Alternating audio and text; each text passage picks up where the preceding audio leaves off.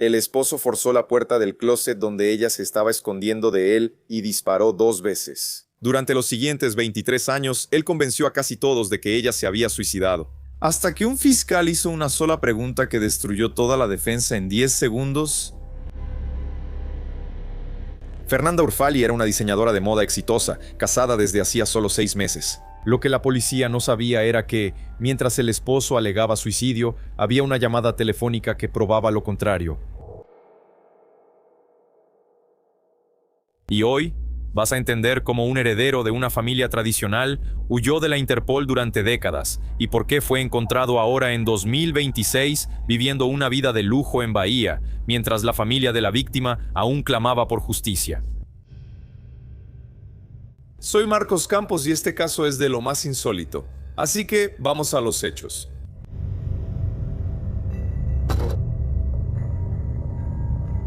La boda. Para entender por qué esa noche en el closet de ese departamento sucedió, tenemos que retroceder un poco en el tiempo hasta una boda muy específica.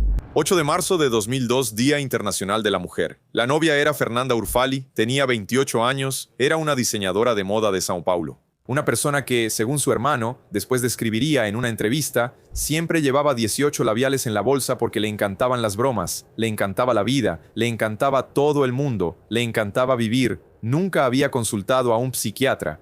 Nunca tinha tomado antidepresivo. Y era una mujer que estaba comenzando su carrera en el mundo de la moda paulistana y estaba a punto de casarse con el hombre que ella pensaba que sería su compañero para el resto de su vida. Y lo digo desde el principio porque es muy importante. Son eslabones de esta cadena criminal. Su prometido era Sergio Narras, un empresario de 38 años en ese entonces.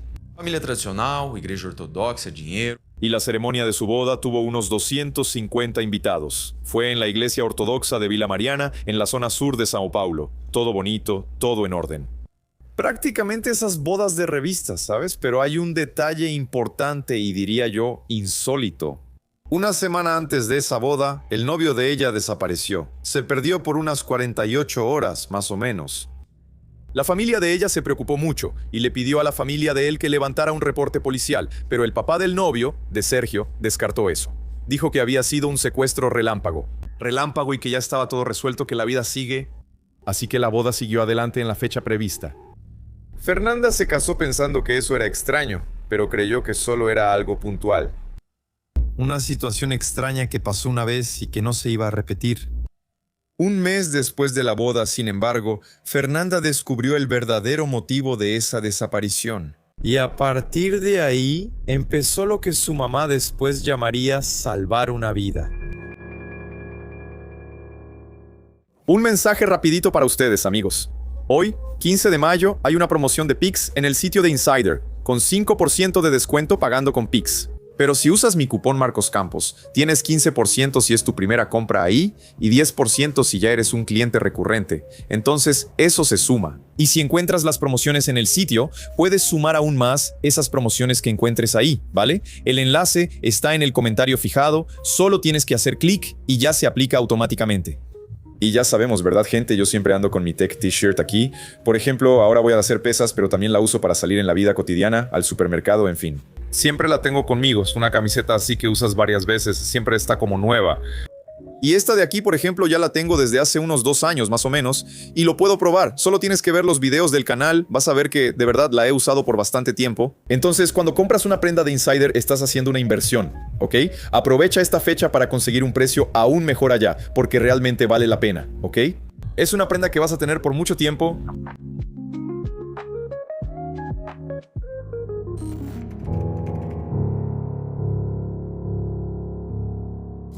Un mes después de la luna de miel, Sergio se sentó y le contó a Fernanda que era adicto a la cocaína, justificando aquella desaparición en la víspera de la boda, ¿recuerdas? Así es, era una adicción constante, antigua y oculta. Y finalmente, ahora Fernanda sabía, ¿no? La razón probable de aquella desaparición de 48 horas, nada confirmado, pero probablemente, ¿no? En fin, para quien sabe, leer entre líneas es suficiente. Bueno, Fernanda consideró la separación en ese momento como que se sintió traicionada, ¿verdad? Pues acababa de descubrir que el hombre con quien tenía una relación acababa de casarse, le mintió durante meses sobre quién era él, en todos los sentidos, ¿no? Completamente. Su mamá, después, incluso contó que habló, llegó a hablar con su hija, hasta le pidió que lo considerara. Darle otra oportunidad al tipo para salvar una vida, para no tirar todo a la basura, o sea, el matrimonio de 6 meses, por causa de una adicción que podría ser tratada. Mira, una actitud súper noble, ¿no? De la mamá de Fernanda, y por eso ella terminó quedándose. Solo que ahí lo demás empezó a aparecer. Las desapariciones siguieron ocurriendo. Una vez, solo para que se den una idea, él desapareció por días, como 2 días más o menos, después de que ella supuestamente fue a la peluquería con una supuesta amiga, que era soltera, y él, no sé, pensó que ella le estaba engañando. Y aquí hay, podemos decir, un eslabón de esta cadena criminal. ¿Por qué? Es un tipo de comportamiento celoso, ya, de inestabilidad, ¿no? Que la familia de ella, según consta, empezó a notar de parte de él. Después vamos a notar un patrón incluso. La inestabilidad que, posiblemente, debía estar ocurriendo dentro de ese matrimonio no había empezado a aparecer en ella. Había empezado a aparecer a su alrededor, viniendo desde dentro del propio matrimonio, por parte del esposo. O sea, el problema nunca fue la víctima, como se intentó hacer creer después. En realidad era quien dormía a su lado. Bueno, él frecuentaba lugares de los que ella no tenía la menor idea, ni se lo imaginaba.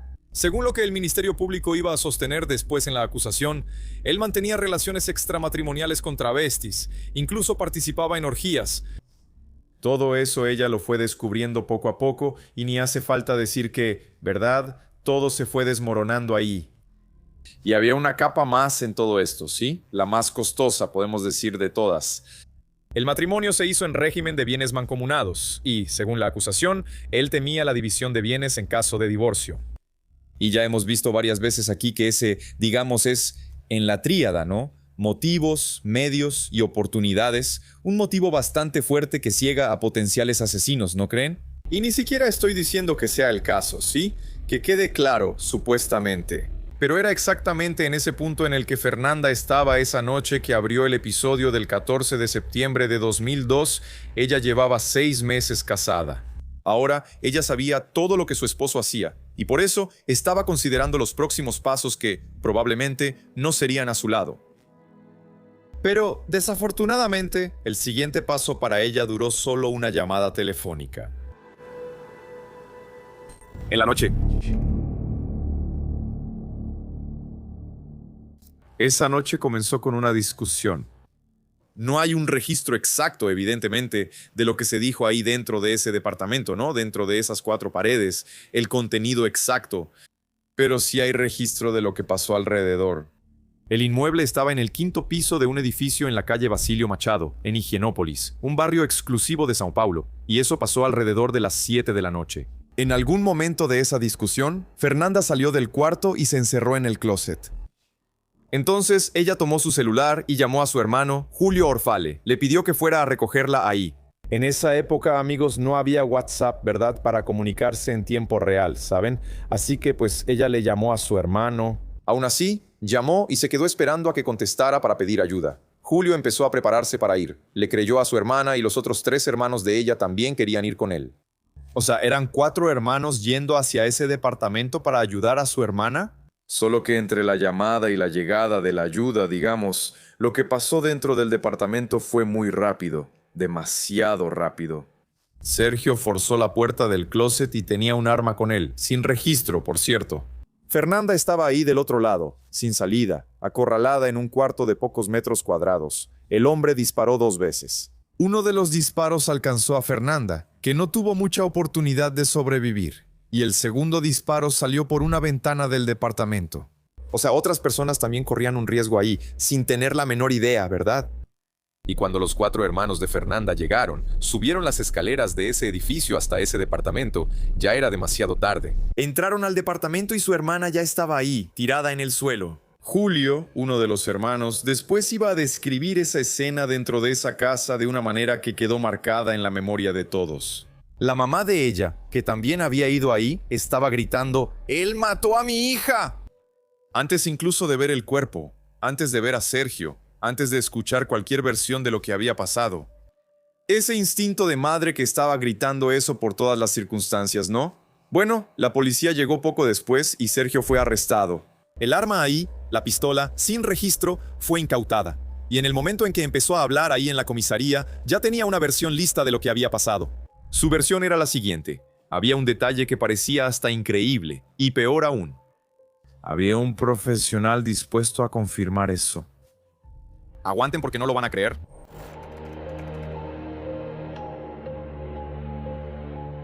Sergio Narras le dijo a la policía que su esposa se había quitado la vida, que ella estaba muy deprimida, pasando por un momento difícil, con graves problemas mentales, y que la muerte había sido por eso, por decisión propia.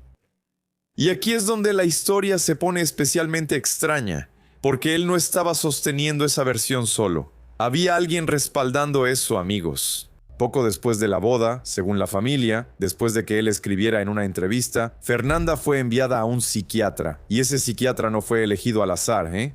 No fue elegido por ella, ni por su familia. Fue indicado por su suegro, el papá de Sergio, su esposo.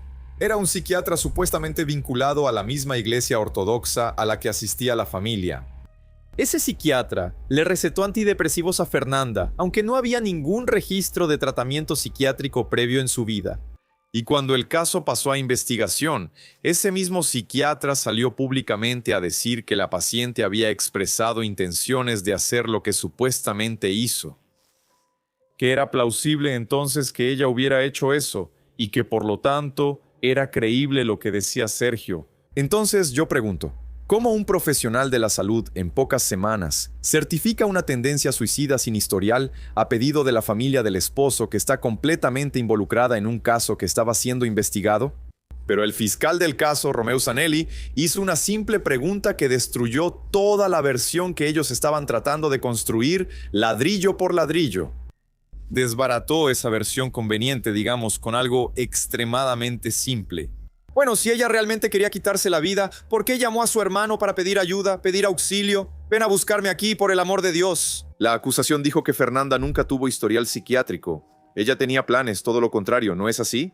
Tenía su carrera en la moda que apenas estaba comenzando. Era una persona bromista, ¿no? El hermano incluso dijo que ella llevaba varios labiales, esas cosas. Si había alguien con inestabilidad emocional dentro de esa casa, dentro de ese matrimonio, era Sergio. Desapareciendo así por 2 días, supuestamente adicto al polvito blanco, con episodios documentados por la propia familia de ella. ¿Y el arma? El arma utilizada es una pistola sin registro. ¿Cómo la consiguió? Él tenía un arma irregular dentro de la casa, así, disponible para quien quisiera tomarla. Él fue detenido, en ese momento, por portación ilegal, ¿ok? Ni siquiera fue por la investigación de un supuesto homicidio, solo por la portación ilegal del arma. Y él quedó en prisión preventiva, entonces por cerca de 30 y pocos días. Después de eso, él enfrentó el proceso en libertad. Por cierto, libertad es libertad. Libertad abre las alas sobre nosotros. Espera, en este caso. Bizarro. Pero mira nada más. Mientras la acusación se sostenía frente al juez, por increíble que parezca, Sergio estaba fuera de la cárcel, viviendo su vida como si no hubiera pasado absolutamente nada. Nada. De ahí empezó la maratón judicial, evidentemente la más larga que la familia Orfá le iba a enfrentar. Recurso, aplazamiento, recurso, audiencia marcada, audiencia aplazada, recurso de nuevo, audiencia marcada, desmarcada, remarcada. Es ese desmadre que ustedes conocen, ¿no? Finalmente, en 2013, de hecho, por ejemplo, en 2013 mira todo el tiempo que ya había pasado. Según información del propio Tribunal de Justicia de São Paulo, había una audiencia marcada ese año. Y el juez la pospuso, esperando una decisión del STJ sobre un recurso anterior. Año tras año, el proceso se fue arrastrando. Iba, volvía de nuevo. Sergio Narras solo fue a juicio en 2018, 16 años después del crimen. El Tribunal del Jurado de São Paulo lo condenó, pero la pena fue de 7 años en régimen semiabierto. Homicidio simple, sin agravantes, sin motivo vil, sin un medio que dificultara la defensa de la víctima, que estaba, como recuerdan, encerrada en un closet ahí sin salida, ¿verdad? Pena por homicidio simple. Como si eso hubiera sido, no sé, cualquier cosa, ¿no? Una pelea de bar ahí. El Ministerio Público apeló, claro, considerando que la pena era bajísima. En 2021, el Tribunal de Segunda Instancia estuvo de acuerdo. aumentó a 8 años y 2 meses en régimen cerrado. Mira nada más. La defensa de Sergio apeló, fue al STJ, fue al STF. La principal tesis seguía siendo la de la muerte autoinfligida. Su defensa argumentaba que Fernanda había atentado contra su propia vida. Pero les pregunto a ustedes, queridos, si realmente fue eso, ¿por qué él fue condenado? Aunque la pena haya sido ridícula, ¿pero con base en qué? ¿Si fue una muerte autoinfligida? Dejar el arma ahí en su mano, pero eso no se mencionó. En fin. En mayo de 2025, 23 años después de que ella fuera asesinada, el Supremo Tribunal Federal ratificó la sentencia, o sea, la mantuvo. La sentencia quedó firme recién el 14 de junio de 2025, y después de eso, la justicia determinó finalmente la expedición de la orden de arresto. Y entonces, cuando el oficial de justicia fue a cumplir la orden, ¿adivina lo que descubrió? Mira nada más, quien adivine gana un dulce. Sergio no estaba donde debía estar, había desaparecido. Y Brasil iba a necesitar 6 meses de una alerta internacional y de una cámara de seguridad para encontrarlo. Mira, bien cerquita, Praia do Forte. Sergio Nás, prófugo de la justicia brasileña, tuvo su nombre incluido en la notificación roja de Interpol. ¿Qué significa eso? Empezó a ser buscado en más de 190 países, pero por lo visto él no salió de Brasil, Se fue a Bahía. Bahía, ¿quién no la ama? Praia do Forte está allá en el litoral norte de Bahía, a unos 80 kilómetros de Salvador. Es un destino turístico de alto nivel, con posadas caras, casas de playa ahí, extranjeros, turistas, con dinero. Es el tipo de lugar que, si vas como turista de poder adquisitivo medio o alto, diría yo, nadie te va a preguntar nada. Solo intentan venderte algo, pero, de cierto modo, pasas desapercibido, como si nada, y puedes quedarte escondido a la vista de todos. Fue exactamente en ese escenario donde Sergio se quedó. Pasó meses ahí. Los meses siguientes. No en la casa de un pariente, no escondido en el bosque, sino en una posada. De hecho, en un lugar, en un hospedaje de lujo, viviendo tranquilo. Su rutina era muy relajada. Hasta que una cámara de seguridad del sistema de monitoreo de la región, equipada con una tecnología de reconocimiento facial, lo identificó. La policía lo confirmó y fue hasta donde él estaba viviendo. El 17 de enero de 2026 ahora, un sábado, Sergio Nás fue arrestado a los 61 años de edad. 23 años y medio después del crimen, y los policías no solo lo arrestaron a él, también incautaron un auto, una grabación de audio, 3 teléfonos celulares y 13 tubos de una sustancia que parecía ser ese polvo que pone a la gente medio alterada. ¿Saben cuál es? Pues sí. Según la acusación, la misma droga que Fernanda había descubierto hace 23 años y que fue uno de los motivos del conflicto que terminó con su muerte. Y todo seguía igual ahí. O sea, 23 años después, el hombre que rompió con todo eso, destruyó una familia alegando que la adicción era cosa del pasado, fue arrestado exactamente con la misma sustancia. El tiempo pasó para la justicia, pero parece que para él nada cambió. La defensa se pronunció públicamente justo después del arresto. Su abogada dijo algo muy específico, ¿ok? Que Sergio vivía en Bahía desde antes de la emisión de la orden de arresto, que él no tenía intención de huir, que él es una persona íntegra, de edad avanzada, con problemas graves de salud. Sobre ese polvo blanco incautado, la abogada dijo que no había hablado con el cliente desde la detención y por eso no podía comentar en ese momento. La audiencia de control de detención mantuvo la prisión y finalmente iba a cumplir los 8 años y 2 meses que debía desde 2002. Lo primero que queda de este caso, amigos, es lo que dijo el hermano, ¿verdad? En una entrevista con el Estadão, después de la detención de su cuñado, Julio Orfale dijo que él sintetizó, mejor dicho, los 23 años de espera. En estos 23 años y medio de lucha, él siempre creyó que su hermana, primero, no se había quitado la vida, y segundo, que merecía justicia. En otra declaración, él definió el impacto del crimen de una manera que también quedó marcada. Una bala mató a 15 personas. No fue solo Fernanda quien murió en ese closet, fue toda la vida de la familia, la vida de la madre que gritó, él mató a mi hija antes incluso de ver el cuerpo. La vida de los 4 hermanos que tuvieron que vivir 2 décadas viendo al cuñado que mató a su hermana en libertad. La vida que Fernanda nunca tuvo, la carrera en la moda con la que tanto soñaba y que apenas estaba comenzando, los hijos que podría haber tenido. Sea lo que sea, ¿no? La segunda cosa que queda también es una pregunta. El caso solo se volvió definitivo porque el Ministerio Público insistió, porque el fiscal, Romeu Zanelli, creyó en la familia, y porque la familia Orfale nunca se rindió. Pero hay una pregunta que grita, ¿ok?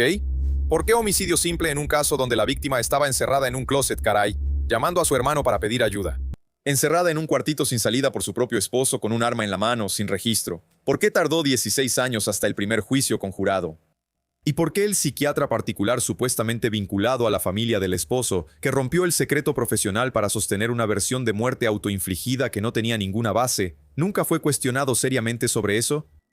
Y hay otra cosa más. Quizá la más difícil. Es el número. Sergio Narras va a empezar a cumplir los 8 años y 2 meses por el delito, ¿verdad? 61 años de edad, régimen cerrado. Por los cálculos del sistema penal brasileño, etcétera y tal, esas cosas que ya conocemos, él tiene una probabilidad altísima y real de progresar al régimen semiabierto, incluso antes de cumplir la mitad de esa condena. Fernanda tenía solo 28 años cuando murió. Ella cumpliría 52 hoy. Va a cumplir 8 años un hombre que le quitó todos sus años. Muy justo, ¿no? Es ironía, por el amor de Dios, ¿ok? Lo más aterrador es que para Fernanda, hasta poco tiempo antes de esa noche, él todavía era el tipo, la persona que ella eligió, en quien confió en el altar. Suficiente para subir al altar con ese tipo. Ella no se imaginaba quién realmente existía dentro de ese ser humano. ¿Quién de verdad estaba del otro lado de esa puerta de closet forzada? Este es el caso de Sergio Narras y Fernando Orfale. Fue un crimen en 2002, se convirtió en condena definitiva en 2025 y terminó en prisión en enero del 26. Pero quiero saber qué te pareció todo esto. Si te gustó este episodio, deja tu like. Suscríbete aquí para más episodios como este. Te agradezco muchísimo tu compañía. Un beso del pelirrojo y hasta el próximo episodio.